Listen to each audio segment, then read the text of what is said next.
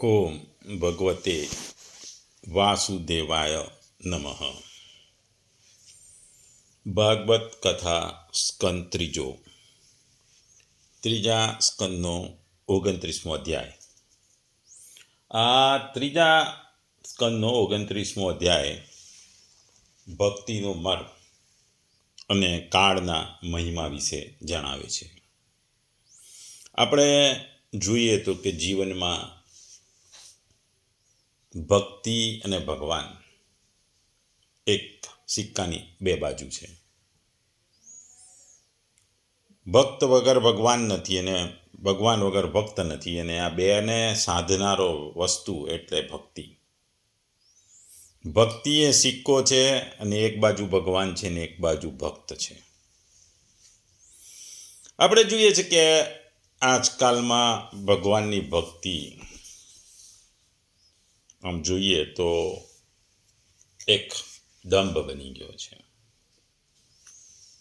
પૈસાદારોમાં તો ખાસ કરીને આ દંભ દેખાડવાની એક હોડ લાગી છે. ભાગવત કથા કરાવે, કોઈ 25 પોથી બેસાડે, કોઈ 50 પોથી બેસાડે, કોઈ 108 બેસાડે, યજ્ઞો પણ કરે, 108 કરે, કોઈ 51 કરે, અને વાહવાઈ લે અને મોટાઈ બતાવે. આ બધું ધનનું પરિણામ છે. એ લોકો ભગવાનની પાસે કંઈક મેળવવા માટે આ બધું કરાવતા હોય છે. એટલે એ ભક્તિ જે આ દેખાવની થઈ ગઈ છે, એ એક શું કહેવાય કે તમે મને આ આપશો તો હું આવા યજ્ઞ કરાવીશ, એટલે માંગણીની ભક્તિ થઈ ગઈ છે. અને એ ભક્તિ આ માંગણીની થઈ ગઈ છે, એ લોભની થઈ ગઈ છે, લાલચની થઈ ગઈ છે, લક્ષ્મીને લાવવા માટે થઈ ગઈ છે, સુખ મેળવવા માટેની થઈ ગઈ છે. એટલે એ જે ભક્તિમાં જે ખરાબ વસ્તુઓ ઘૂસી ગઈ છે, એ ખરાબ વસ્તુઓને કારણે ભક્તિના પણ પ્રકાર પડી ગયા છે. અને એ ભક્તિના પ્રકારની અહીં ભગવાન ખાસ કરીને વાત કરે છે. આપણે જોયું કે પ્રકૃતિના 3 ગુણો હતા, અને આ ભક્તિમાં પણ આ 3 ગુણોને આધારિત જુદી જુદી ભક્તિ થાય છે.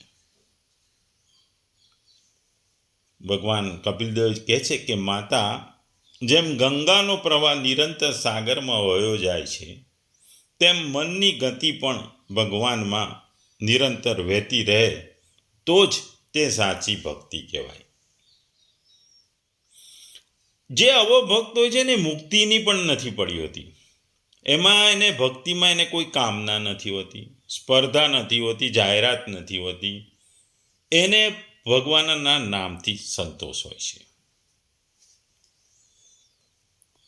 એટલે જે પ્રકૃતિના 3 ગુણો છે, એના આધાર પણ 3 પ્રકારની ભક્તિ છે, એવું ભગવાન કપિલદેવ કહે છે. એક તામસિક વૃત્તિવાળી ભક્તિ, જે હિંસા, દ્વેષ અને અહંકારથી પ્રેરિત હોય છે. કોઈની નુકસાન કરવા કે કોઈના નાશ માટે એ ભક્તિ કરવામાં, પ્રાર્થના કરવામાં આવે છે. આ ભક્તિમાં ક્રોધનું મિશ્રણ હોય છે. પણ આ ભક્તિમાં જ્યારે ક્રોધનું મિશ્રણ હોય ત્યારે મન હંમેશા અંધકારમાં રહે છે. બીજી રાજસિક ભક્તિ છે.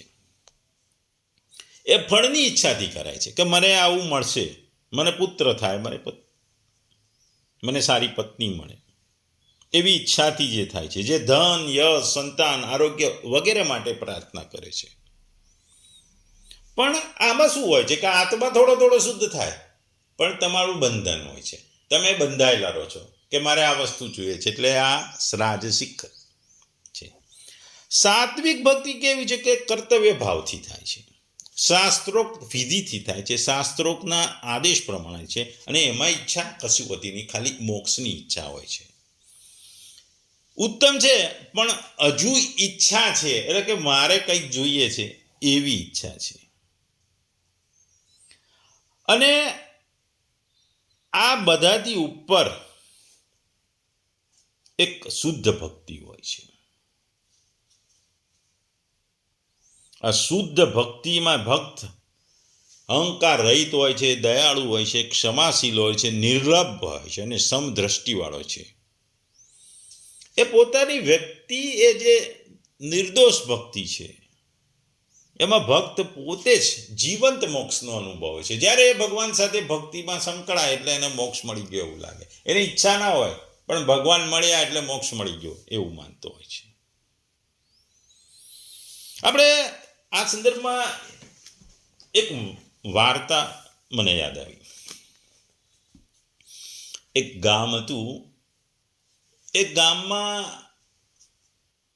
પતિ પત્ની અને એક એમનું સંતાન જે થોડું નાની વયનું હતું. એને ભોળો હતો એટલે ભોળિયો બધા કહેતા હતા. માતા પિતા ખૂબ જ ભક્તિવાળા હતા. ભોળિયો પણ ભક્તિવાળો હતો. એક વખત એમને ત્યાં એક મોટા સાધુ મહારાજ આવ્યા. એ ગામમાં જુદે જુદી જગ્યાએ જવાના હતા એટલે એ પતિ પત્નીને ત્યાં 3-4 દિવસ રોકાવાના હતા. આ પતિ પત્નીએ એ સાધુ મહાત્મા માટે અલગ કમરો આપ્યો ને બધી વ્યવસ્થા કરી. પણ જે બાળક હતો એ હંમેશા ઉત્કટતાથી કે નિર્દોષ ભાવે એ સાધુ મહાત્માના રૂમમાં હંમેશા જતો. સાધુ મહાત્મા બપોરે ગામમાં બધે જતા અને ચર્ચાઓ કરતા અને સવારને સાંજે એ ભગવાનની ભક્તિ કરતા. એ એમની પાસે એક કાળો અલૌકિક પથ્થર હતો જે ભગવાનની મૂર્તિમાં આકાર આપેલો હતો. એ કાઢીને આસન પર બેસાડી રોજ સવાર સાંજ એની આરતી કરતા, એને ફૂલ ચડાવતા, એને ભોગ ચડાવતા. સાધુ મહાત્મા 5-6 દિવસ આ પતિ પત્નીને ત્યાં રહ્યા. ભોળિયો આ રોજ સાધુ મહાત્માની રૂમમાં જતો અને આ બધી ભક્તિ ભાવથી જોતો. એટલે એને જે કાળો પથ્થર હતો, જે અલૌકિક હતો, જે ભગવાનની મૂર્તિ જેવો હતો, એના પ્રત્યે એને પ્રેમ જાગી ગયો. એટલે એ સાધુ મહાત્માના રૂમમાં ગયા અને જતો અને હંમેશા એ મૂર્તિ એટલે કે જે પથ્થર હતો એની માગણી કરતા. સાધુ મહાત્માને થયું કે હું જઈશ ત્યારે આ બાળક રડશે ને આ પથ્થર માગશે, મારે શું કરવું? એટલે એણે રાત્રે એ પથ્થર જેવો બીજો પથ્થર નજીકમાં શોધી અને એ આસન પર મૂકી અને એની પૂજા કરી. બાળક ભોળા ભાવે એને ખબર ના પડી કે આ ઓરિજિનલ પથ્થર નથી. એટલે એ મહાત્મા પાસે માગણી કરી. એ સાધુ મહાત્મા હવે ગામ છોડી બીજે ગામ જવાના હતા એટલે બાળકની માગણીને તાબે થઈ એમણે જે શોધી કાઢેલો પથ્થર એ બાળકને આપી દીધો. બાળકને તો સાધુ મહાત્માને જે રીતે પૂજન ને અર્ચન ને બધું કરતા એ જોયેલું હતું. એટલે એણે પણ પોતાના ભક્તિભાવથી એ પથ્થરને પોતે આસન પર બેસાડ્યો. ઈંટ ઘસીને લાલ જે નીકળે એનું એ તિલક કરતો. આજુબાજુમાંથી ઝાડ પાંદડા અને ફૂલો તોડી એ અર્પતો અને પોતાની માતા પાસેથી થોડું અનાજ માગી એ ભોગ ધરાવતો. આમ ઘણો વખત વીતી ગયો. એ ભોળિયો એ પથ્થરની હંમેશા પૂજા કરતો. ધીરે ધીરે મોટો થયો. 2-4 વર્ષમાં એ મોટો થયો. પછી એ ગાયો ચરાવવા ગામને સીમાની બહાર જતો. ત્યારે એ જ સાથે પણ એ પથ્થરને લઈ જતો. એ પથ્થરને પોતાના ખિસ્સામાં લઈ જતો. પછી જઈ ઝાડ નીચે એ મોટા પથ્થર ઉપર એમને બેસાડતો અને ત્યાં પણ એ ભગવાનનું નામ દેતો. આવું ઘણા વખત ચાલ્યું. પછી એક વખત એને થયું કે લાય હું ભગવાન જોડે કશું માગું. એટલે એણે ભગવાનને કીધું કે ભગવાન, હું હવે સ્કૂલે પણ જાઉં છું, મારે વાંચવાનું હોય છે, હું આ ગાયો ચરાવવા આવું છું, જ્યારે ઝાડ નીચે હું વાંચું અને તમે મારે બદલે આ ગાયોને ચરાઈ આવો તો કેવું રહે? એ પથ્થરમાં રહેલા ભગવાન ને આ બાળક ભોળિયાની વાત બહુ લાગી આવી. એટલે એ ગોવાળિયા બનીને એની સમક્ષ હાજર થઈ ગયા અને એ ગાયો ચરાવવા લઈ ગયા. આમ કેટલાય દિવસો સુધી આવું ચાલ્યું. 2-4 વર્ષ વીતી ગયા. ફરી પેલા સાધુ મહાત્મા આ ગામમાં પાછા આવ્યા. એ પેલા જેને ત્યાં પહેલા રોકાયા હતા એ ભોળિયાને ઘેર જ રોકાયા. એમણે જોયું કે ભોળિયો આજે પણ ભક્તિથી એ પથ્થર, જેમણે ઓરિજિનલ નહોતો, શાલિગ્રામ જે પથ્થર હતો એને બદલે જે ડુપ્લિકેટ પથ્થર આપ્યો હતો એની આજે પણ પૂજા કરતો, ભક્તિ ભાવથી પૂજા કરતો, એમાં ચંદન તિલક કરતો, એના પર ફૂલો ચડાવતો, એને ભોગ ચડાવતો. આ જોઈને સાધુ મહાત્મા તો અચંબિત પડી ગયા કે આ બાળકની ભક્તિ ખૂબ જ અનન્ય છે. પછી એ બાળક સાથે વાતો કરતા હતા. એટલે મહાત્માએ પૂછ્યું કે તું આ ભગવાનની તો પૂજા કરે છે, એ બહુ સરસ છે, પણ આ પથ્થર તને કોઈ વખત કામમાં આવ્યો છે? ત્યારે બાળક ભોળિયાએ નિર્દોષ ભાવે કીધું કે હા, આ તો મારા ભગવાન છે, મને હંમેશા મદદ કરે છે. હું બપોરે ગાયો ચરાવવા જાઉં ત્યારે ગાયો એ ચરાવે છે, હું ઝાડ નીચે બેસી હું મારું ભણવાનું ભણું છું. આ વાત સાંભળી સાધુ મહાત્મા તો આશ્ચર્યને પામી ગયા. એને થયું કે આ બાળક શું કહે છે, આ બાળક શું કહેવા માંગે છે. એટલે એણે નિશ્ચય કર્યો કે હું બીજે દિવસે બાળક જોડે ગામની બહાર જઈશ અને ગાયો ચરાવવા જ્યારે જાય છે ત્યારે એની જોડે જઈશ. આ બાજુ બીજે દિવસ પડ્યો. બાળક ગાયો લઈને ગામને પાદરેની બહાર ગયો. એ ઝાડ નીચે વાંચવા બેઠો અને ગાયો ચરાવવા ચાલી ગઈ. ભગવાન અદૃશ્ય રીતે આવીને ગાયો ચરાવવા લઈ ગયા. એટલે સાધુએ પૂછ્યું કે તું કહે છે કે તારી ગાયો ચરાવવા ભગવાન ખુદ આવે છે, અહીંયા તો મેં જોયા નહીં. એટલે બાળક કીધું કે એ રહ્યા, એ જો ગોવાળ છે એ જ ભગવાન છે, એ જ પથ્થર છે જે ગાયો ચરાવે. પણ ભગવાન તો બાળકને જ દેખાતા હતા, સાધુ મહાત્માને દેખાતા નહોતા. એટલે એ વધારે આશ્ચર્યમાં પામ્યા. એને પૂછ્યું કે મને તો કોઈ દેખાતું નથી, તને કેમ દેખાય છે? ત્યારે બાળક વિચારમાં પડી ગયો. એને લાગ્યું કે જેમણે મને આ ભગવાનનો પથ્થર આપ્યો છે, જેમાંથી ભગવાન, હું એમની આગળ ખોટો પડી રહ્યો છું. એટલે એમણે જે ગોવાળ તરીકે ભગવાન ગયા હતા એને પાછા બોલાયા અને કીધું, હે પ્રભુ, આજે જેમ તમારી સેવા કરવા મને જે આપીને ગયા તે એ સાધુ મહાત્મા આપો છે. હવે તેની આગળ તમે જો દર્શન નહીં આપો તો મારી ભક્તિ વગોવાશે, હું ખોટો પડીશ. એટલે આ વસ્તુ સાંભળી ભગવાનને આંખમાં આંસુ આવી ગયા અને ભગવાને તરત જ એ સાધુ મહાત્માને ગોવાળના રૂપમાં દર્શન આપ્યા. આ વસ્તુ જોઈ સાધુ મહાત્મા તો એકદમ આશ્ચર્ય પામી ગયા અને એમણે વિચાર્યું કે મેં આને ખોટો પથ્થર આપ્યો હતો, પણ એને ભક્તિભાવથી આ પથ્થરમાંથી ભગવાનને જીવિત કરી દીધો છે. આની ભક્તિ નિર્દોષ છે, નિષ્પૃહી છે અને કશી આશા વગરની છે. એટલે ભક્તિ જોઈને ભગવાન એની મદદે આવે છે. એટલે આ જ વાત આ અધ્યાયમાં ભગવાન કરી રહ્યા છે કે જે ભક્તિ છે તમારી, એ ભક્તિ 3 પ્રકારની, જે તામસિક, રાજસિક કે એવી ના હોવી જોઈએ, એકદમ નિર્દોષ ભાવની ભક્તિ જોઈએ. ભક્તિ હંમેશા શુદ્ધ ભક્તિ જોઈએ. એ શુદ્ધ ભક્તિ કેવી હોય કે શુદ્ધ ભક્તિ એ ભગવાન પ્રત્યે એકદમ પ્રેમ હોય, કોઈ પણ પ્રકારની ઈચ્છા ના હોય, અને ભક્તને ભગવાન સર્વત્ર દેખાય, ચારે બાજુ દેખાય, સર્વ જીવોમાં દેખાય, સર્વ પ્રાણીઓમાં દેખાય.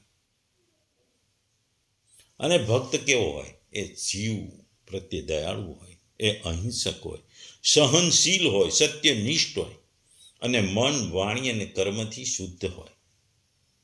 આ ભક્તિથી મનુષ્ય ભગવાનના ધામ સુધી પહોંચે છે.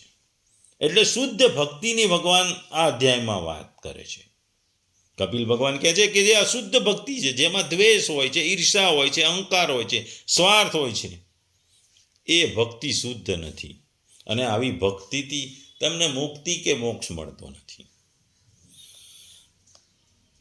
એટલે જે કપિલ મુનિએ કપિલ ગીતાનો જે પ્રારંભ કર્યો હતો, કપિલ ભગવાને જે કપિલ ગીતાનો જે પ્રારંભ કર્યો હતો, એ આ 29 અધ્યાયમાં ભગવાન ભક્તિ યોગનું નિરૂપણ કરે છે.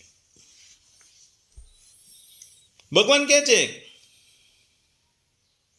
કે હે માતા, પૂજા ક્યાં સુધી કરવી એ હું તને કહું છું. જ્યાં સુધી સાધક સર્વભૂતો માત્રમાં મને જોતો ન થાય ત્યાં સુધી તેની જરૂર છે.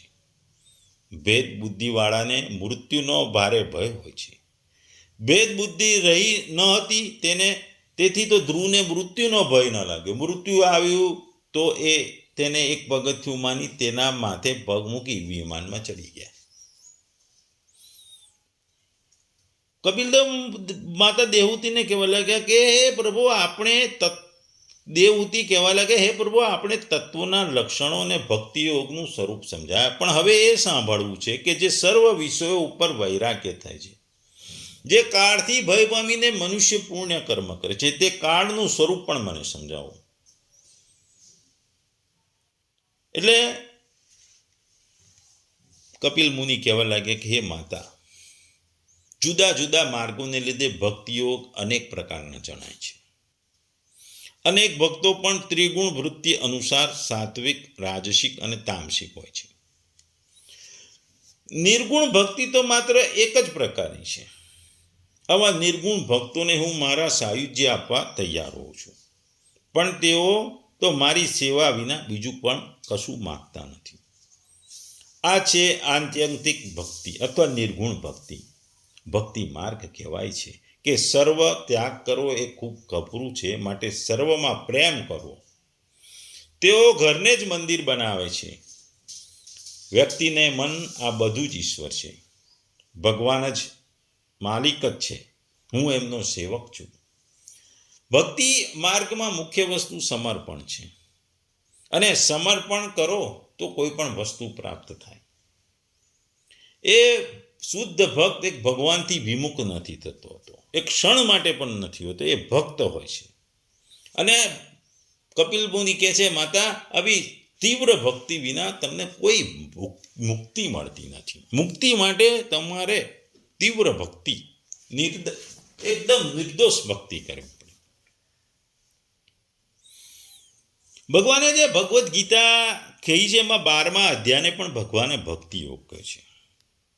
એમાં ઉત્તમ જે ભક્ત એના વિશે વર્ણન કરવામાં આવ્યું છે. સર્વભૂતોનો દ્વેષ ન કરનારો, મિત્ર ભાવવાળો, દયાવાળો, મમતા વિનાનો, અહંકાર રહિત, સુખ દુઃખને સમાન માનનારો, ક્ષમાવાન, સંતોષી, આત્માને વશ રાખવાવાળી, ઇન્દ્રિયોને નિયમમાં રાખનારવાળી, દ્રઢ નિશ્ચયવાળો, કોઈથી ઉદ્વેગ ન પામનારો, કોઈને ઉદ્વેગ ન પમાડનારો, અદેખાય, ભય, હર્ષ અને ઉદ્વેગથી મુક્ત, સ્પૃહા રહિત, પવિત્ર, દક્ષ, ઉદાસીન, ભય વિનાનો, આરંભનો પરિત્યાગ કરનારો, શુભ અશુભનો ત્યાગ કરનારો, ઈચ્છા ન કરનારો, શત્રુ અને મિત્રને સમાન ગણનારો, માન અપમાનને સરખા ગણનારો, સંગથી રહિત, મૌન ધારણ કરનારો, ઘરમાં આસક્તિ વિનાનો, સ્થિર બુદ્ધિવાળો અને ધર્મને અમૃતની માફક સેવવાવાળો ભક્ત એટલે મને બહુ પ્રિય છે, એટલે ભગવાનને બહુ પ્રિય છે. શાંત, ઘોર અને મૂળ એવા 3 ભાવોમાંથી માત્ર એક શાંતને જ પકડો અને ઘોર તથા મૂળને છોડી દેવા. શાંત ભાવને પકડવામાં 5 ભૌતિક સર્ગમાંથી સૂર્યથી અદકું કોઈ પ્રતીક નથી. ગાયનું દર્શન, અશ્વત્થ, તુલસી એ બધા ઈચ્છનીય ખરા, પણ સૂર્ય દર્શન ઉત્તમ છે. સૂર્યોદય પહેલા ઉઠવું અને સૂર્યોદય થતા સુધીમાં પવિત્ર થઈ સૂર્યા દર્શન કરવા. પ્રાચીન માન્યતાઓ એવી છે કે દર્શન સૂર્યના અને ઉપાસના પણ સૂર્યની કરવી.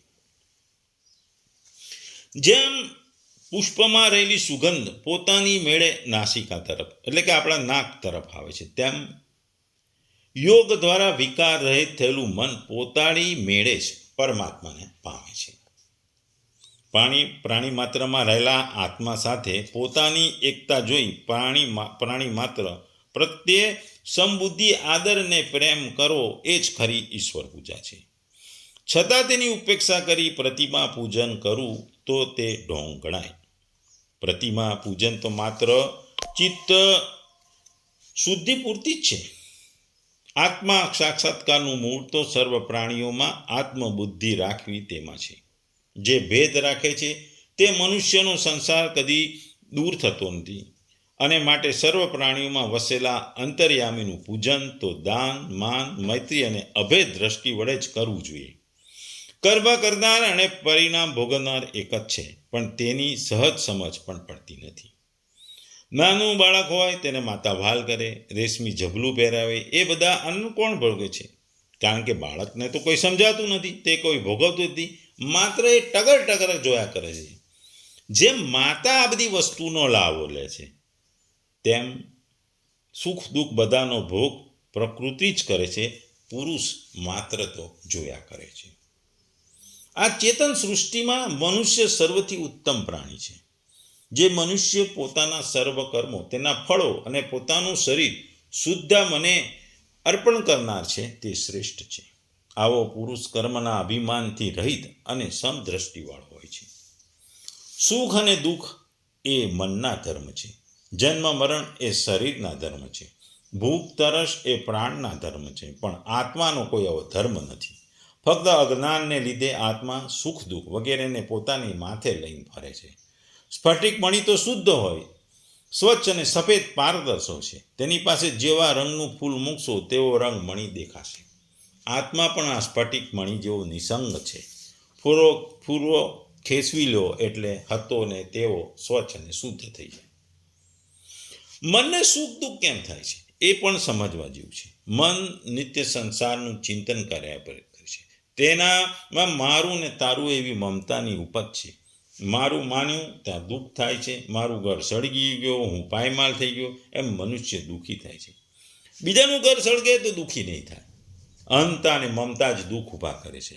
ખરેખર તો મન બગાડવું આ બધાનું પરિણામ છે. માટે કપિલ મુનિ કહે છે કે હે સજ્જનો, જેમ પાણીનો સ્વભાવ નીચે વહેવાનો છે, પાણીનો પ્રવાહ નીચાણ તરફ વહે છે, તેમ મનનો સ્વભાવ હંમેશા અધોગમી છે. પાણીને ઊંચે 5મે માળે પહોંચાડવું હોય તો પંપનો ઉપયોગ કરો. તેમ મનને ઉર્ધ્વગામી બનાવવા માટે મંત્રરૂપી જાપરૂપી પંપનો ઉપયોગ કરવો પડે. મનના અક્ષરોને ઉલટાવો તો નમ બનશે. પરમાત્માને નમન અને નામનું સ્મરણ એ સુખ દુઃખથી છૂટવાનો ઉપાય છે. પરમાત્માનો નિત્ય સંગ એ સત્સંગ છે. શ્રીમદ ભાગવતના પ્રથમ શ્લોકમાં જ કહ્યું છે કે હે સત્યમ પરમ ધીમહિ. પરમાત્મા એ દેવનું નામનું સ્વરૂપ છે, જે તેને જ કાળ કહે છે. તેનાથી પ્રત્યેક વસ્તુમાં ફેરફારો થાય છે. આ કાળને કોઈ પ્રિય, બંધુ કે શત્રુ નથી.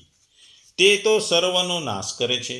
આ કાળ સર્વનો અંત લાવે છે, પણ પોતે અંતરહિત છે. પોતે અનાદિ પણ છે અને તેથી સર્વનો કરનારો પણ છે. પુત્ર આદિને પિતા દ્વારા ઉત્પન્ન કરે છે. એક પ્રાણીથી બીજા પ્રાણીનો નાશ કરાવે છે અને પછી મૃત્યુ દ્વારા તે પ્રાણીનો પણ નાશ કરાવે છે.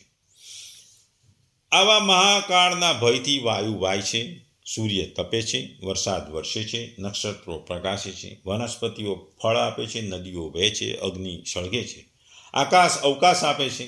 બ્રહ્મા આદિ દેવતાઓ પણ આ કાળને વશ થઈ ઉત્પત્તિ, સ્થિતિ અને સંહાર કરે છે. મહાબળવાન આ કાળની ગતિને મનુષ્ય જાણતો નથી, તેથી તેને વૈરાગ્ય થતો નથી. ભાગવતના ભગવાન શબ્દ બંધ બેસે છે, માટે કાળને કહ્યા કાળ ભગવાન. ગીતામાં ક્ષેત્રજ્ઞની સમજણ જુઓ, સાંખ્યમાં પુરુષ પ્રકૃતિની સમજણ જુઓ, કે ભાગવતમાં ભગવાનની લીલા જુઓ. બધા બંધાનો મેળ બેસી જશે. જે પરમ શક્તિ સાંખ્ય અહંકાર નામની ઓળખાવી છે તે ભાગવત સંકર્ષણ કહે છે. તેમજ વિકૃતિ જે મન અને અનિરુદ્ધ અને બુદ્ધિનું નામ આપ્યું છે તે પ્રદ્યુમન. સાંખ્યનો જળ અહંકાર ભાગવતને માન્ય નથી, પણ વાસુદેવના ધક્કાથી અહમમાં પડેલો સંકર્ષણ માન્ય છે. વાસુદેવ એ જ ભાગવતના સાત્વંતા પતિ છે. ટૂંકમાં ભગવાન કપિલ મુનિ જે માતા અને કપિલ ગીતાનું જે જ્ઞાન આપે છે એની વાત આ 29મા અધ્યાયમાં કરવામાં આવી છે. અને આ 29મા અધ્યાયમાં 44 જેટલા શ્લોક છે. આ 44 શ્લોકોમાં ભક્તિનો મર્મ અને કાળનો મહિમા સમજાવી દેવામાં આવ્યો છે. ભગવાન આ વિગતવાર જોઈએ તો ભગવાન આપણને કહે છે કે તમારે ભક્તિ એકદમ શુદ્ધ કરવી પડે, કારણ કે શુદ્ધ ભક્તિ તમને સારા રસ્તે લઈ જાય છે. 1 થી 14 શ્લોક છે. એમાં ભગવાન કપિલ સમજાવે છે કે મનુષ્યના સ્વભાવ અને ગુણો મુજબ ભક્તિના 3 પ્રકારો છે. તામસી ભક્તિ, જે બીજાને નુકસાન પહોંચાડવામાં, દમ કરવા કે ઈર્ષા કરવામાં આવે છે. રાજસી ભક્તિ, જે ભક્તિ વિષગ ભોગ, યશ કે ઐશ્વર્ય મેળવવાની ઈચ્છા કરવામાં આવે છે. અને સાત્વિક ભક્તિ, જે પાપોના નાશ માટે અથવા ભગવાનને પ્રસન્ન કરવા માટે કર્તવ્ય સમજીને કરવામાં આવે છે. પણ આનાથી પણ સારી એ નિર્ગુણ ભક્તિ છે, જે સૌથી શ્રેષ્ઠ ભક્તિ છે. નિર્ગુણ ભક્તિ શુદ્ધ ભક્તિ, જેમાં કોઈ પણ ફળની અપેક્ષા નથી. ભગવાન પ્રત્યે પ્રેમથી ગંગાના પ્રવાહની જેમ ચિત્ત ભગવાનમાં પરોવેલું રહે છે. એટલે ભગવાન સાથે સીધો સંપર્ક, કોઈ આશા નહીં, ઈચ્છા નહીં, મનોકામના નહીં, એ નિર્ગુણ ભક્તિ. ભગવાન કહે છે કે જેમ ગંગાજીનું જળ આપોઆપ સમુદ્ર તરફ જાય, તેમ મારું નામ સાંભળતા જ જેનું મન પણ કોઈ પણ સ્વાર્થ વગર મારામાં લીન થઈ જાય, એ જ મારો સાચો ભક્ત, એ જ સાચી ભક્તિ, એ જ નિર્ગુણ ભક્તિ. પછી 15 થી 20મા શ્લોકમાં ભગવાન આ જે સાચા ભક્ત, જે નિર્ગુણ ભક્ત છે એના લક્ષણો અને વર્તન સમજાવે છે. ભગવાન કપિલ કહે છે માત્ર મંદિરમાં પૂજા કરવાથી ભક્તિ પૂર્ણ થતી નથી. સાચો ભક્ત એક તો બધા પ્રત્યે દયા રાખતો હોય, અહંકાર ના હોય, ઇન્દ્રિયો પર સંયમ હોય, સાધુ સંતોને આદર કરે, અહંકારનો ત્યાગ કરે, પરમાત્માને સર્વવ્યાપી માનવા, સુખ દુઃખની કોઈ અસર ના હોય, એ કોઈની અસર ના હોય, એને કોઈની ઈચ્છા ના હોય, કોઈ આકાંક્ષાઓ ના હોય, અને કોઈ મહત્વકાંક્ષાઓ ના હોય. પછી 21 થી 27 શ્લોકમાં જે મૂર્તિ પૂજા અને જીવ માત્ર ઈશ્વર છે એના વિશે વાત કરે છે. આ અધ્યાય આમ જોવા જઈએ તો એક ક્રાંતિકારી ભાગ છે. ભગવાન કહે છે કે હું દરેક જીવમાં આત્મા રૂપે બિરાજમાન છું. જે મનુષ્ય પ્રાણી માત્રમાં રહેલા મારા આ સ્વરૂપનો અનાદર કરે છે અને માત્ર મૂર્તિમાં જ મારું પૂજા કરે છે, તેથી તે પૂજા કેવળ પાખંડ છે. ભગવાન કહે છે કે જ્યાં સુધી માણસ બીજા જીવો સાથે વેર રાખે છે, ત્યાં સુધી ગમે તેટલી કિંમતથી ઉપચારો કરેલી મારી પૂજા મને સંતોષ આપતી નથી. એટલે આ જે મૂર્તિ પૂજાની જે વાત કરવામાં આવી છે, ઘણા બધા મૂર્તિ પૂજાના વિરોધીઓ છે. આપણા સનાતનમાં મૂર્તિનું પૂજન બહુ મહત્વ છે. મૂર્તિ મંદિર કે મહાદેવમાં જ્યારે સ્થાપના એની કરવામાં આવે છે, એની સ્પેશિયલ વિશિષ્ટ પદ્ધતિઓ છે. એના દ્વારા એનું પૂજન કરી અને એને પ્રસ્થાપિત કરવાની હોય છે. ઘણા ધર્મો મૂર્તિ પૂજાના વિરોધી હોય છે. આ શ્લોકમાં પણ ભગવાન એ જ કહે છે કે તમે મારી પૂજા કરો, મૂર્તિ પૂજા કરો, કોઈ વાંધો નહીં, પણ તમે ખરાબ કર્મો સાથે કરતા હોય તો આ મૂર્તિ પૂજાનું કોઈ વાત નહીં. કોઈ બીજા જીવને તમે નુકસાન કરતા હો, બીજા જીવને તમે પરેશાન કરતા હો. આજે તમે સવાર સાંજ ભગવાનનું નામ દઈ મૂર્તિનું પૂજન કરતા હોય, પણ માતા પિતાને ગમે તેમ બોલતા હોય, માતા પિતાને સારી રીતે રાખતા ના હોય, માતા પિતાને તમે ઘરડા ઘરમાં મૂક્યા હો, તો આ મૂર્તિ પૂજાનું કોઈ મહત્વ નથી. આ મૂર્તિ પૂજા એ આડંબર છે. એ આડંબર છે. એટલે જ્યાં સુધી તમે બીજા જીવ પ્રત્યે, બીજો જીવ હોય એના પ્રત્યે તમે વેર રાખો, એના પ્રત્યે ઈર્ષા રાખો, એનું નુકસાન કરો, એના પ્રત્યે વેરભાવ રાખો, તો તમે આ મૂર્તિ પૂજાનું કોઈ મહત્વ નથી. કારણ કે આપણે સનાતનમાં શું છે કે દરેક જીવમાં, દરેક વસ્તુમાં ભગવાનનો વાસ છે. એટલે દરેક વસ્તુમાં જ્યારે ભગવાનનો વાસ હોય, મૂર્તિમાં પણ ભગવાનનો વાસ હોય, પણ મૂર્તિ પૂજાનો આડંબર બનાવીને તમે બીજા બધા ખોટા કામ કરો તો એ મતલબ નથી. મૂર્તિ પૂજા એ આડંબર છે. તમે જીવનું સારું ના કરો, જીવાત્માનું સારું ના કરો, કોઈની લાગણીને દુભાવો, કોઈના અંતરાત્માને દુભાવો, તો પછી તમારી મૂર્તિ પૂજા એ આડંબર છે. એટલે ભગવાન કહે છે કે પૂજ્ય મારી પૂજા નહીં કરશો, મૂર્તિ પૂજા નહીં કરો ચાલશો, પણ જીવાત્માનું કામ કરો, જીવાત્માને નુકસાન ના કરો, એના પ્રત્યે પ્રેમ ભાવ રાખો, એનું સારું કરો. એટલે તમે જુઓ તો આ શ્લોક એક ક્રાંતિકારી છે. આ જે મૂર્તિ પૂજા અને જીવ માત્રમાં ઈશ્વર છે એ વસ્તુ કહેવાનું આ ભાગવતના 29મા અધ્યાય જે 3જા સ્કંદમાં છે એ બહુ જ મહત્વનું છે. ભલે આપણે મૂર્તિ પૂજા કરતા, પણ આનો કહેવાનો મતલબ, જે કહેવાની વસ્તુ છે એ ખૂબ જ ઊંડાણથી છે. ભગવાન કહે છે કે હું સૌનો આત્મા, પરમેશ્વર બધા જ ભૂતોમાં સ્થિત છું. આવી સ્થિતિમાં જે મનુષ્ય મોહને લીધે મારી ઉપેક્ષા કરીને કેવળ મૂર્તિ પૂજનમાં રચ્યો પચ્યો રહે છે તે તો જાણે ભસ્મમાં હવન કરે છે.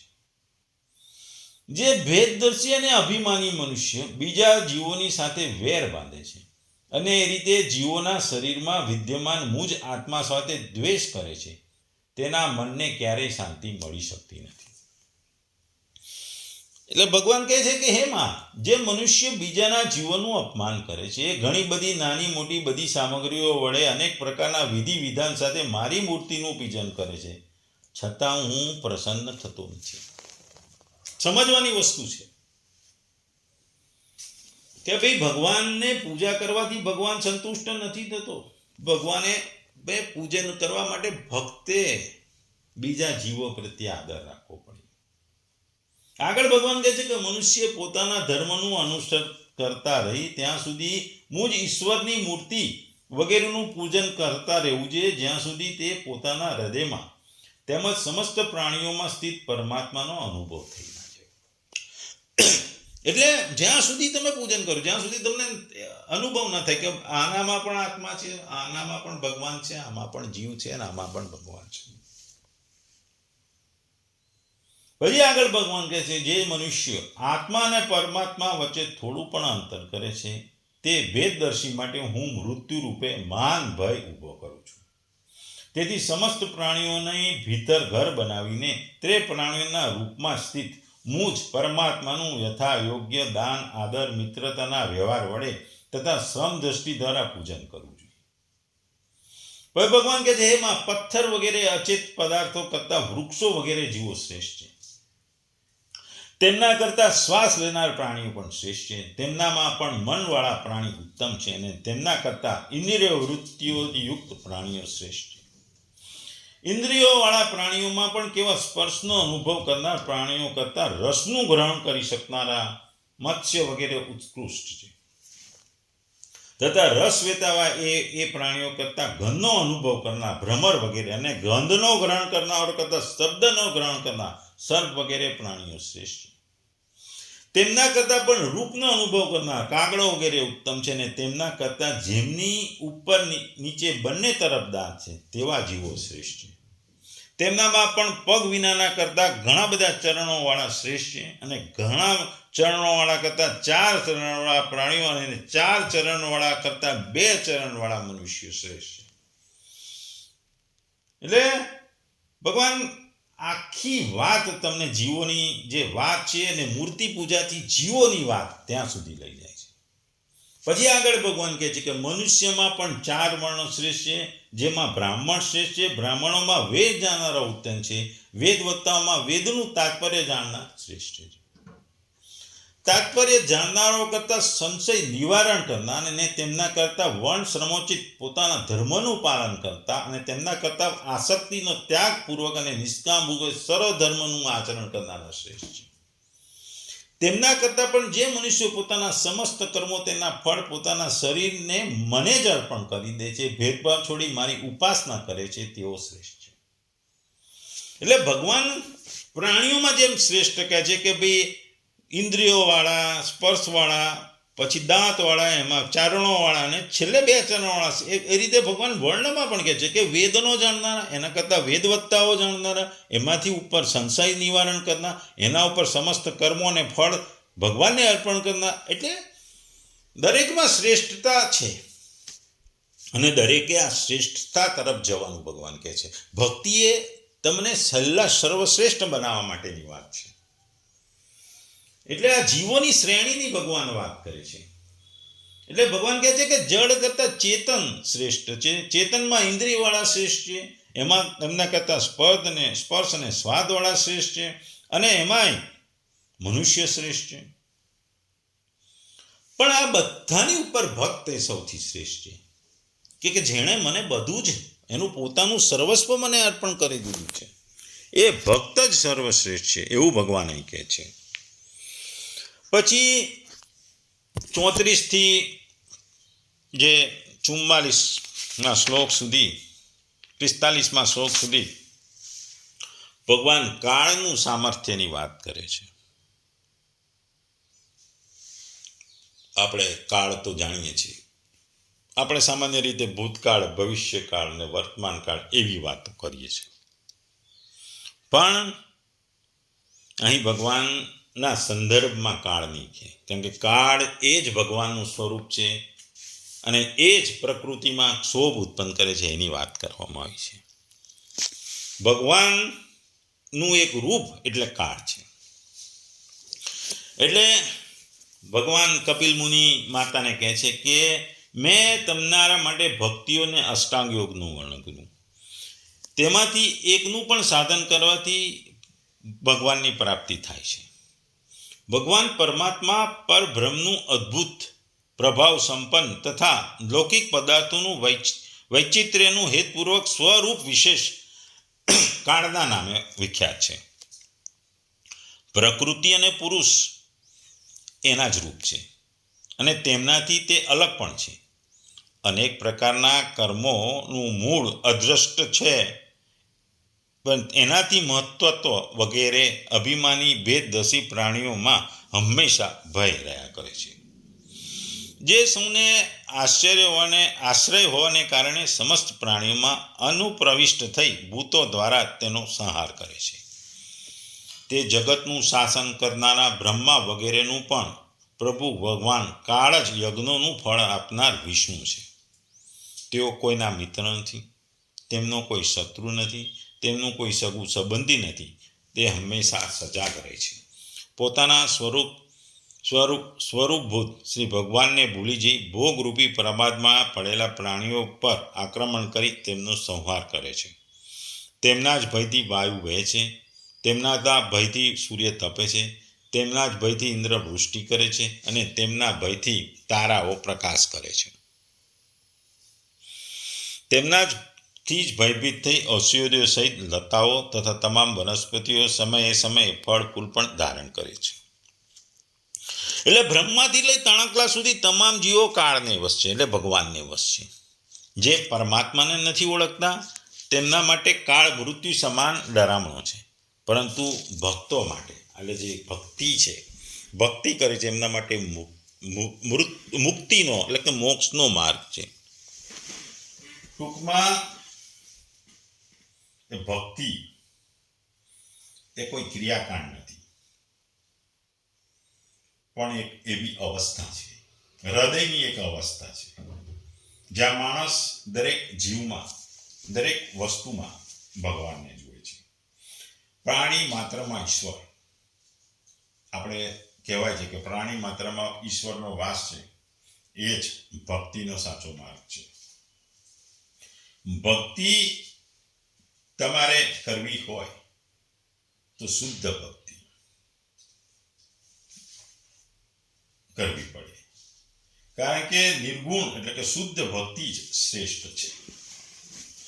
ભક્તિ ઈચ્છાઓથી, મહત્વાકાંક્ષાઓથી, કામનાઓથી, કોઈનું ખરાબ કરવાની ઈચ્છાથી જો કરવામાં આવે તો એ ભક્તિ નિર્ગુણ ભક્તિ નથી. એ પછી એ તામસી, રાજસી કે સાત્વિકના ભાગમાં આવી જાય. આજના જમાનામાં નિર્ગુણ ભક્તિ જોઈ અઘરી છે.